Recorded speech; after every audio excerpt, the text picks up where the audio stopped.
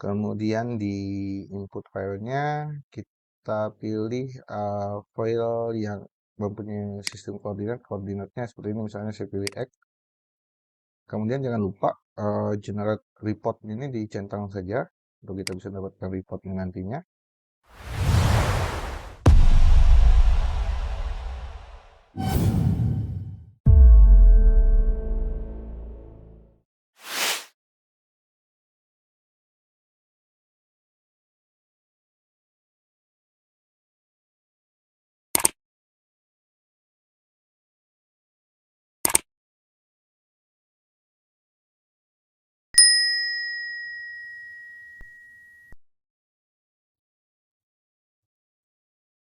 Baik, jumpa lagi kawan-kawan semua di video lanjutan ini.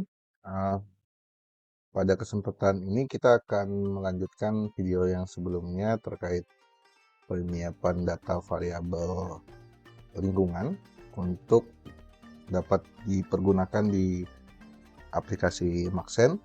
Pada video kali ini kita akan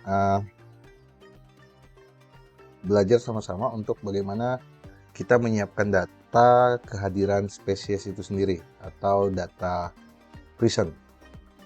Seperti yang telah disampaikan pada video sebelumnya, untuk menjalankan model distribusi spesies diperlukan dua data, yaitu data kehadiran spesies atau present data yang berupa koordinat lokasi tempat spesies yang akan kita kaji, dan data variabel lingkungan yang menggambarkan kondisi lingkungan lokasi tersebut yang mencakup semua komponen biotik abiotik atau biofisik kimianya yang menggambarkan ekosistem secara keseluruhan dari spesies yang akan kita pelajari. Berarti ada dua, satu data preset atau data lokasi keberadaan dari spesies tersebut, yang kedua adalah data variabel yang mendukung keberadaan suatu spesies berada di lokasi tersebut. Untuk data variabel lingkungan sudah kita ulas di video sebelumnya. Untuk kali ini kita lebih kepada data kehadiran atau data present atau disebut juga data occurrence terkait spesies tertentu yang akan kita ketahui distribusi habitatnya, penyebarannya, pemodelan dengan menggunakan aplikasi maksimum entropi.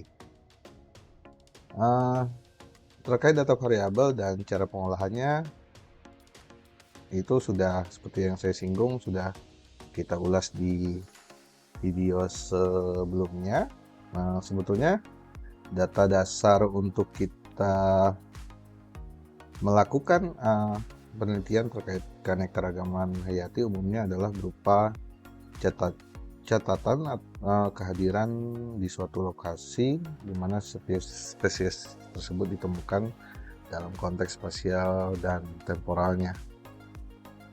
3 pendekatan dasar untuk membangun dan menggunakan data kehadiran untuk pemodelan, yaitu satu, hanya menggunakan data kehadiran, data present, kita bisa lakukan pemodelan. 2, menggunakan data kehadiran dan ketidakhadiran jika ada. Yang ketiga, menggunakan data kehadiran dan sampel data latar belakang atau residue absen sebagai pengganti data ketidakhadiran. Tapi untuk kali ini kita akan lebih fokusnya di poin pertama, yaitu hanya menggunakan data kehadiran yang nanti dipadu-padankan dengan data variabel lingkungan dari suatu spesies tersebut. Nah, yang pertama yaitu kita akan melakukan penyiapan data occurrence atau disebut juga data present. Perlu disesuaikan, pertama adalah koordinatnya. Kalau kemarin kita sudah menyiapkan data variabel lingkungannya dalam bentuk referensinya adalah koordinat UTM, maka untuk data present yang kita punya selanjutnya itu juga setidaknya dalam sistem koordinat yang sama. Kalau di sini saya mengambil contoh, saya menggunakan yaitu spesies Pongo pygmaeus. Ini sudah saya buat dalam bentuk UTM. Ini adalah persebaran data dari spesies Pongo pygmaeus. Sudah dalam format UTM, kita bisa lihatnya seperti ini.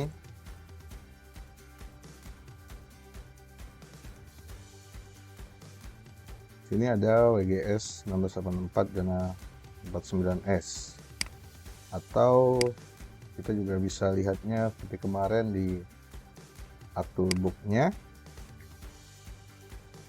Di sini pilih Define Projection.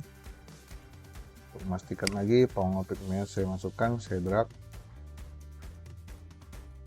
Baik, sekarang dia sudah dalam UTM zona 49S. Di sini dikatakan data sudah memiliki proyeksi. Jadi diharapkan data presence ini sama dengan koordinat sistemnya, sama dengan di data variabel. Nah, di sini saya punya data presence ini ada titik persebaran dari orangutan. Ini saya lihat di sini, kita lihat atribut tabelnya. Di sini ada 1374. Ini dari mungkin pengambilan dari beberapa tahun, mungkin terjadi ada penumpukan data di wilayah sini mungkin. Jadi salah satu yang perlu diperhatikan juga yaitu kita akan mengurangi sedikit korelasi antar titik-titik ini. Jadi karena di sininya numpuknya banyak, bisa saja nanti di sini adalah habitat yang dianggap sesuai, yang di area lain mungkin dianggap tidak sesuai. Nah, kita coba mau langkah yang kedua adalah memeriksa korelasi dari antar titik dari presence ini. Kalau ada, kita mau hilangkan korelasinya sehingga semuanya dapat satu titik itu untuk berdiri sendiri, tidak saling terkait dengan titik yang lain yang ada berdekatan di sebelahnya. Ketersediaan data yang seperti ini, yang tidak menyebar atau data yang mengelompok seperti ini, dapat menyebabkan salah satunya yaitu prediksi kita jadi under atau overfitting, sehingga perlu dilakukan beberapa pendekatan agar hasil prediksi atau pemodelan kita menjadi lebih baik atau best fitting dengan meminimalisir terjadinya bias. Nah, underfitting sendiri itu terjadi ketika model terlalu sederhana dan tidak mampu untuk menangkap pola yang ada di dalam data ini sendiri. Sedangkan overfitting sendiri terjadi ketika model belajar terlalu detail. Mungkin ini ada 1300, ini detail, kita anggap walaupun dia terkelompok, dia akhirnya jadi overfitting karena terlalu ada noise sehingga gagal mengeneralisirkan pada data yang baru. Nah, untuk mengatasi hal ini, salah satunya kita dapat melakukan dengan penambahan data. Jadi misalkan ini, penambahan data itu kita lakukan lagi pencarian data untuk di daerah sini, dan sebagainya, sehingga data ini lebih variatif tersebar. Itu salah satunya. Tetapi bagaimana kalau kita hanya punyanya ini, yang seperti misalnya yang digambarkan ini. Untuk mengambil data baru dan lain sebagainya, agar semua data itu tersebar, akan dibutuhkan waktu, biaya, dan tenaga.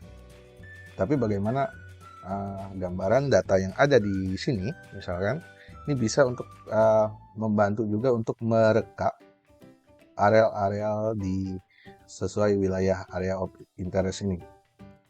Nah, Untuk itu kita harus melakukan namanya memutus korelasi antar titik ini, memutus hubungannya, spatial auto correlation. Nah, ini dapat dilakukan melalui dua cara di ArcMap yang saya tahu sampai saat ini, yaitu melalui Global Moran 1 dan Lokal Moran 2. Bukan. Global Moran 1 dengan yang keduanya adalah Lokal Moran 1 juga. Nah, di sini saya akan menunjukkannya bagaimana melakukan spatial autocorrelation ini dengan menggunakan Global Moran 1 karena saya menilainya lebih mudah dipahami dalam kita membaca pelaporan statistiknya. Autocorrelasi spasial ini nantinya akan mengevaluasi apakah pola data yang diekspresikan ini mengelompok atau clustered atau tersebar, random atau acak, disparate. Kalau kita melihatnya secara seperti ini, sebetulnya ini kita sudah bisa dapat gambaran bahwa ini adalah dia berkelompok atau secara cluster. Tetapi bagaimana kalau kita ketemu lagi data, akan ada sebaran data-data yang lain sebagainya, kita akan bingung sendiri apakah ini masuk dalam berkelompok, tersebar, atau dia secara acak. Atau kita butuh juga justifikasi bahwa ini memang betul datanya terkelompok.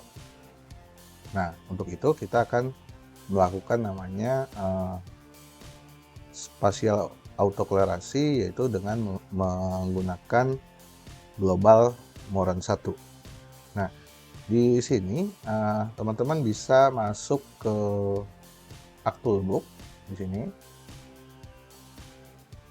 Kemudian teman-teman masuknya ke Spatial Statistic Tool.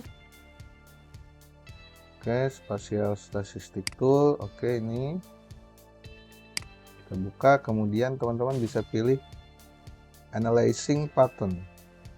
Oke, ini yang pertama.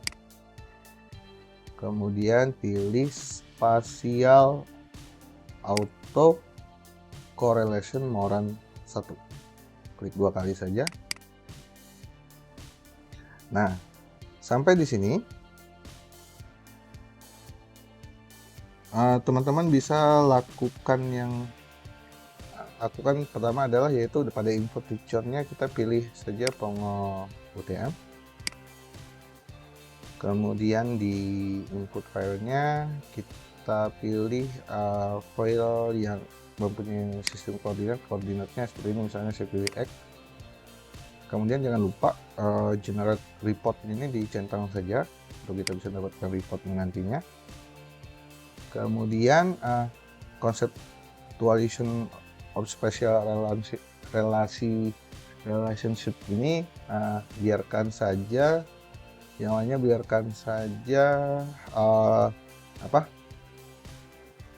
sesuai defaultnya saja.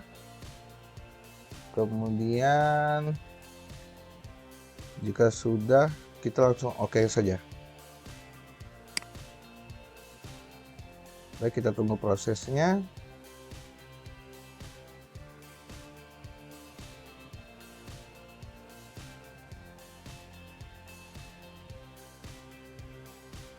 Baik, ini sudah keluar, tapi ada seru ya. Oke, warning. Oke, tidak masalah kawan-kawan. Running script dia jalan, dia mengeluarkan summary-nya. Nah, di sini kita lihat sebentar bahwa ada satu di sini di kolom atau tab result. Di sini ada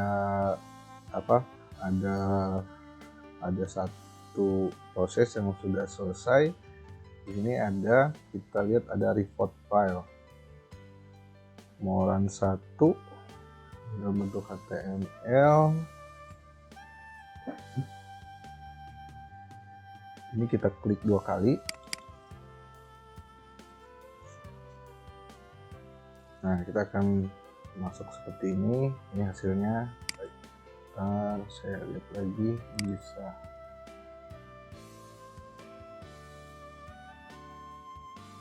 Global Moran, oke. Nah, kita lihat hasilnya tadi. Nah, di sini ada laporan dari spasial autokorelasinya. Kalau kita lihat di sini, kalau secara gampangnya saja, kondisi data itu adalah berkelompok. Makanya ditandai merah. Kalau dia random nanti sebetulnya ini ditandai merah juga, acak juga ditandai merah. Nah, kemudian ini hasil pembacaan statistiknya. Sebetulnya kalau kita baca statistik ini, nilai signifikan statistiknya ditunjukkan oleh skor dari Z serta nilai dari I. Kemudian nilai indeks Moran 1-nya lebih kepada ke 0,99. Ini jika dia dalam positif ini lebih cenderung ke arah data yang kita miliki itu berkelompok. Tetapi apabila ini dia dalam nilai minus, itu berarti dia menunjukkan cenderung ke arah tersebar ataupun lebih kepada acak, random atau distortion. Jadi hasil dari report itu bagaimana mengatakan bahwa data yang kita miliki tadi, yaitu data Pongo pygmaeus atau data spesies yang kita miliki tadi, persebaran tikornya adalah dalam dugaannya adalah signifikannya ke arah cluster atau berkelompok. Ini bisa menjadi salah satu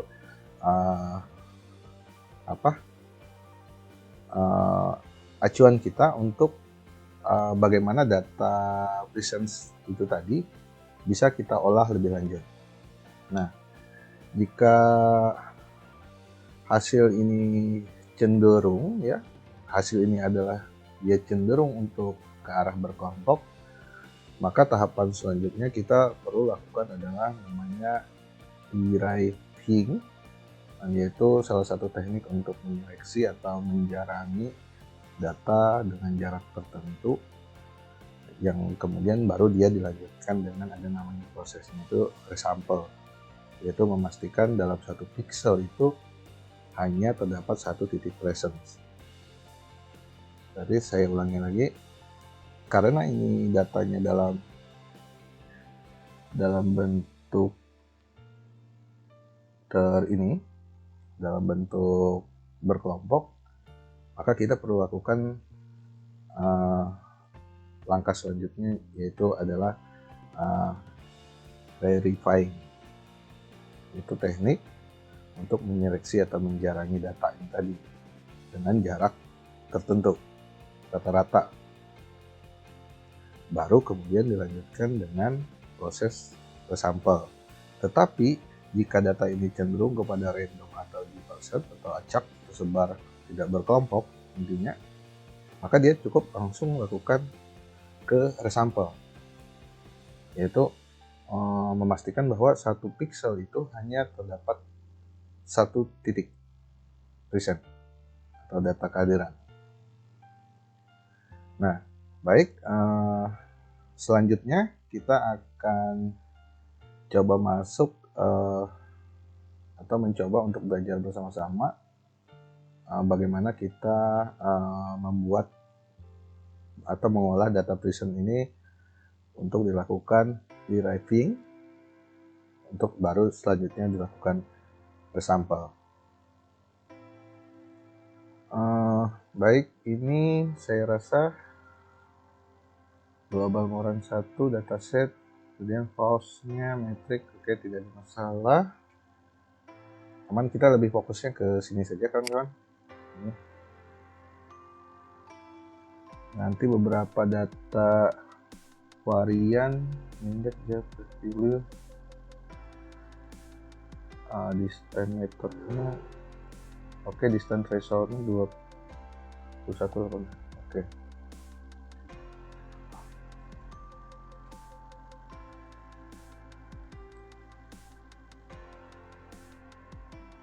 Oke, selanjutnya kita akan melanjutkan ini dengan proses deriving. Nah, itu akan saya buat dalam bentuk video terpisah. Baik, terima kasih kawan-kawan.